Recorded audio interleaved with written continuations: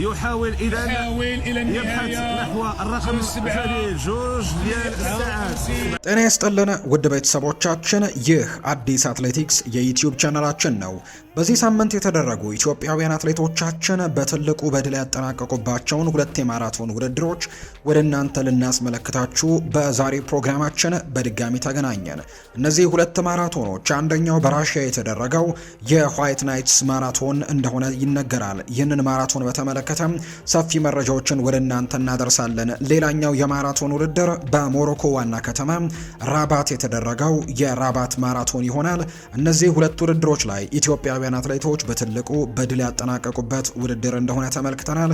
የእነዚህን 2 ውድድሮች ቪዲዮቻቸውን ጭምር በዛሬ ፕሮግራማችን ወደ እናንተ እናደርሳለን።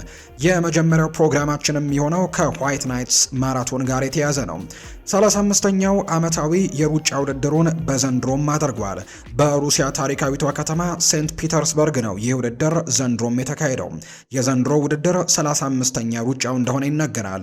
በዚህ ውድድር ላይ ኢትዮጵያውያን አትሌቶች በተደጋጋሚ ጊዜ በድል የሚታወቁበት ውድድር እንደሆነም ነው የመረጃ ምንጩ ይፋ ያደረገው። በዘንድሮ ውድድር ላይ ኢትዮጵያውያን አትሌቶች ምንም እንኳን በደረጃ ሰንጠረዡ ላይ ቀዳሚ ሆኖ ማጠናቀቅ ባይችሉም ነገር ግን ጥሩ ደረጃዎችን ይዘው ያጠናቀቁበት ውድድር እንደሆነ ተመልክተናል። በዚህ የማራቶን ውድድር ላይ በወንዶቹ ኢትዮጵያዊው አትሌት መለሰ ሰለሞን 3ኛ ደረጃን ይዞ ያጠናቀቀበት ውድድር ነው።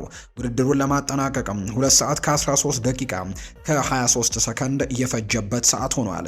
የዘንድሮን የዋይት ናይትስን ማራቶን የወንዶቹን ሳይረስ ቻቢ ከኬንያ በአንደኝነት አጠናቋል።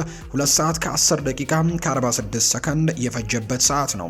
ዲሚትሪ የተባለ የራሽያ ተወዳዳሪ ደግሞ 2 ሰዓት ከ11 ከ17 በመግባት 2ኛ ደረጃን አጠናቆ ነው ኢትዮጵያዊው አትሌት መለሰ ሰለሞን 3ኛ ደረጃን ይዞ እንዳጠናቀቀ የተመለከተ ነው። በሴቶች ውድድር ተሳትፎን ያደረገችው ኢትዮጵያዊቷ አትሌት መስከረም ተስፋዬ ናት። ይህንን ውድድር በ5ኛ ደረጃነት ነው ያጠናቀቀችው። ሞሮኮዊቷ አትሌት ሱካይናም በመጀመሪያነት ስታጠናቀቅ ወይም በአንደኝነት ያጠናቀቀችው ተወዳዳሪ እንደሆነች ይፋ ተደርጋለች። ሌላኛው የራባት ማራቶንም እንዲሁ ተደርጓል። የ2026ቱ በሞሮኮ የዋና ከተማ ራባት የተደረገው ዓለም አቀፍ የማራቶን ውድድር በርካቶች በጉጉት የሚጠብቁት ውድድር እንደነበረ ይፋ ተደርጓል። በዚህ ውድድር ላይ ኢትዮጵያውያን አትሌቶች በበላይነት ያጠናቀቁበት ውድድር ነው። በተለይ በወንዶቹ ከአንደኛ እስከ 3ኛ ደረጃን ይዞ ያጠናቀቁት እኚሁ የኢትዮጵያውያን አትሌቶች እንደሆኑ የሚያሳዩ ቁጥሮች ናቸው የተመለከት ነው።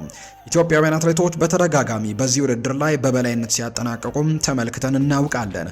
በዘንድሮ ግን በወንዶቹ ከአንደኛ እስከ 3ኛ ደረጃ ድረስ በማጠናቀቅ በራባትም የአረንጓዴው ጎርፍን የተመለከትንበት ውድድር ሆኖ ነው የተጠናቀቀው። ይህንን የወንዶቹን የሙሉ ማራቶን ውድድርን በአንደኝነትም ማጠናቀቅ የቻለው ተወዳዳሪ ኢትዮጵያዊው አትሌት የሆነው ቦኪ ድሪባ ነው።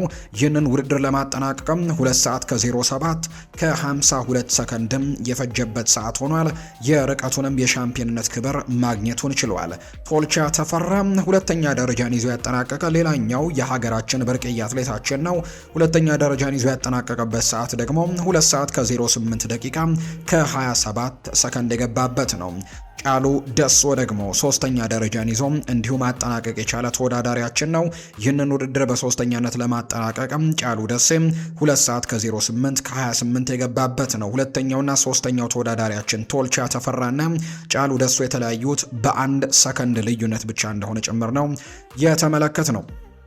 በሴቶቹ ግን ኢትዮጵያውያን አትሌቶች ያን ያክል ትልቅ ውጤቶችን ያመጡበት ውድድር እንዳልነበር ተመልክተናል። በወንዶቹ ከአንደኛ እስከ 3ኛ ደረጃ ድረስ ያጠናቀቅንበት ውድድር እንደነበር ነው የተመለከትነው። የእነዚህን 2 የማራቶን ውድድሮች በትልቁ በዓለም አቀፍ ደረጃ የተደረጉ የማራቶን ውድድሮችን ቪዲዮዎች በቀጥታ እንድትከታተሉ በአክብሮት እጋብዛለሁ።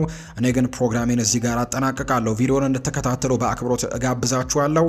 መልካም ጊዜ እንዲሆንላችሁ እመኛለሁ። ቪዲዮአችንን ላይክ እያደረጋችሁ ለሀገራችን እንዲሁ ደግሞ ለአትሌቶቻችን ያላችሁንም ደግሞ ድጋፍ በኮሜንት ቦክስ ላይ እንድታጋሩን የእንኳን ደስ አላችሁ መልእክታችሁንም እንድታጋሩን በአክብሮት እንጋብዛለን።